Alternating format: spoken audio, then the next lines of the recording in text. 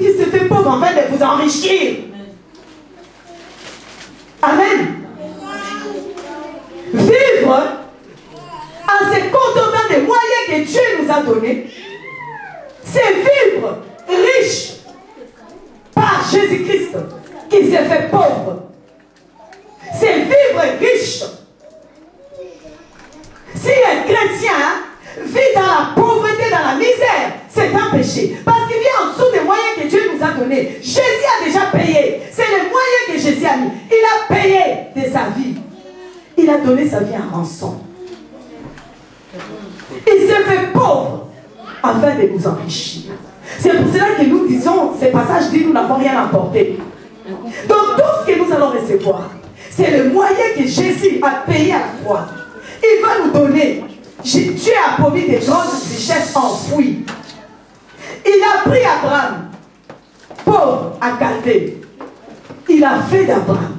Abraham était quelqu'un de pieux, qui a vécu selon la parole de Dieu, qui s'est contenté des promesses de Dieu, qui vivait dans le contentement des promesses de Dieu. Dieu a fait d'Abraham riche en or, en argent et en cheptel. Abraham, qu'est-ce qu'il a fait? Il a compris ces passages. Je n'ai rien emporté ici. Et je n'ai rien apporté, je n'emporterai rien. C'est Dieu qui me donne pour que je ne m'inquiète pas. Alors ça lui appartient. Je ne vais pas garder ça pour m'enrichir. Amen. La première chose, Abraham va apprendre à donner sa dîme à Melchizedek, à donner des offrandes. Abraham va apprendre à donner. Les chrétiens ont changé le passage qui dit il y a plus de bonheur à donner qu'à recevoir. Les chrétiens ont changé, c'est devenu il y a plus de bonheur à recevoir qu'à donner. Vivre dans le contentement, c'est se contenter des promesses de Dieu. C'est recevoir, c'est contenter de recevoir tout ce que Dieu a promis. Et comme tout vient de lui, je ne peux pas garder pour moi pour m'enrichir. Mon mari connaît mon secret. Il vous a déjà prêché en vous parlant de cela. Au départ, lui-même, ça l'étonnait. Et après, il a compris la vie. Il a vécu, dit, c'est la vérité. J'ai toujours dit, si je ne sors pas, ça ne rentrera pas. Amen. Parce que ce n'est pas à moi. Je vis dans le contentement de ce que Dieu me donne, de ses promesses. Et quand ça rentre, je le fais sortir aussitôt. Si je commence à me contenter, à essayer de garder, m'enrichir, là je vais arriver à des problèmes. Comme dit l'apôtre. Si donc, nous avons de la nourriture, il a promis toutes ces choses pour qu'on ne s'inquiète pas. Des vêtements. Il nous a tout promis. Il dit, mais ceux qui veulent s'enrichir, qui gardent, c'est que Dieu, tout ce que Dieu nous donne est sémence. Amen. Dis à quelqu'un qui est à côté de toi, tout ce que tu as dans ton sac aujourd'hui, dans ton porte-monnaie, c'est la sémence. Ça va rester ici à l'église. Tu ne peux pas sortir avec. Ceux qui ont beaucoup là commencent à devenir rouges. Ceux qui n'avaient rien sont contents. De toute façon, j'avais un euro dans mon sac. Ceux qui n'avaient rien sont contents. Vous voyez, c'est là le piège. C'est là le piège que l'apôtre dit ici. Mais ceux qui veulent s'enrichir tombent dans la tentation, dans le piège et dans beaucoup de désirs insensés et pernicieux qui plongent les hommes dans la ruine et la perdition.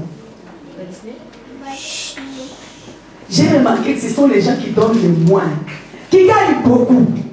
Les gens qui ont beaucoup, c'est eux qui donnent le moins. Et c'est eux qui se ruinent aussi. Quand leur ruine vient, c'est grave. Ça commence par leur santé, leur famille. Ils se ruinent sérieusement. Et puis la perdition vient.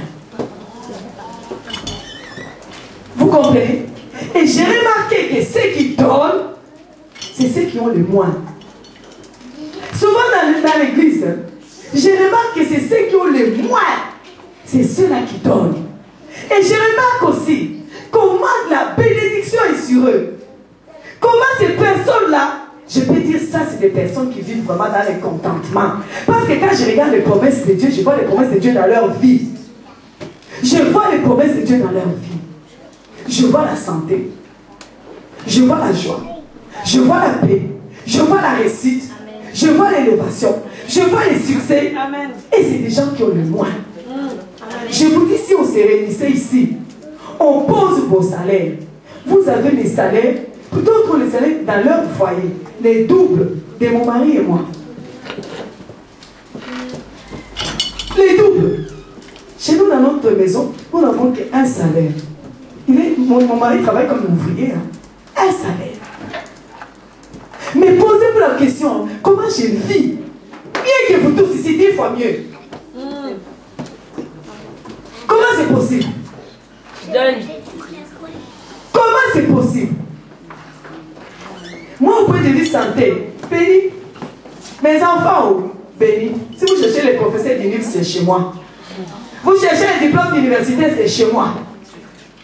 Vous cherchez les plus intelligents de la Belgique, ça se trouve chez moi. Vous cherchez les inventaires en Belgique, ça se trouve chez moi. Vous cherchez la joie en Belgique, ça se trouve chez moi. Mes enfants sont les enfants les plus heureux de la terre. Mon foyer, c'est le foyer le plus heureux de la terre. Mon mari m'aimait là. Même mes enfants disent, ah papa, vous n'allez pas changer. Quand même quand ces enfants mangent quelque chose qu'il a acheté pour moi, j'avais acheté ça pour votre maman. Ça c'est la vérité. Alors ils disent, mais papa tu ne vas pas changer. Il est toujours à mes petits soins. Je suis la femme la plus gâtée de la terre. Amen. J'ai vécu dans une maison jolie. Magnifique. Et d'ailleurs, j'ai dit à mon mari, ça devient un toit pour moi. Voilà. Je veux plus que ça. Voilà. Mon mari a dit, on va voir ça.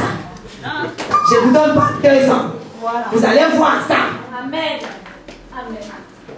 Amen. Amen. Mais je suis aussi la personne qui n'a pas peur de donner. Je suis la personne qui n'a pas peur de donner. Je n'ai pas peur de donner. Amen. Il n'y a rien que je dis, je tiens. Ça c'est à moi. Je ne peux pas donner, je tiens. Ça je garde. Non. Non. Je vis dans le contentement des promesses de Dieu. Il a promis. Je me contente de ce qu'il a promis. Amen. Il a dit donner, il vous sera donné. Il ne faut pas changer la loi de Dieu. On vous donnera une mesure serrée, c'est quoi débordante. Ma mesure est toujours serrée, c'est quoi débordante. N'est-ce pas? Une mesure serrée, c'est quoi débordante. Vous savez, les gens au Burkina Faso m'ont posé la question, si dans l'église là, il n'y a que moi. Ou bien si dans l'église là, il n'y a que les pasteurs qui travaillent.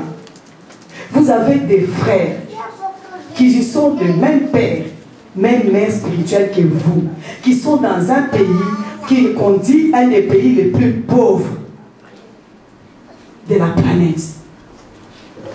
Jamais un Western Union va quitter ici, aller là-bas. Ils ont un compte. Jamais vous pensez envoyer quelque chose. Tellement que vous êtes dans l'amour de s'enrichir. Et vous devenez de plus en plus pauvre. Et votre vie devient de plus en plus médiocre. Parce que vous êtes devenu égoïste et vous pensez qu'à vous. L'apôtre dit dans les temps de la fin, les gens deviendront égoïstes, amis de l'argent, fanfarons. Vous pensez tellement à vous que les pasteurs Nada, les pasteurs Eric, se battent pour pouvoir faire quelque chose au Burkina Faso. Et l'église fait semblant. Vous savez tous très bien que le terrain a déjà été acheté, que nous sommes en train de se battre pour pouvoir avoir notre orphelinat là-bas. Il y a tellement d'orphelins de sida. Nous sommes en train de nous battre pour construire les centres pour les gens. Nous sommes en train de nous battre là-bas. Et c'est eux, les gens pauvres, là, qui sont en train de monter les murs. Et nous faisons semblant ici. Chacun croit qu'il a plus de problèmes que celui qui gagne là-bas 200 €.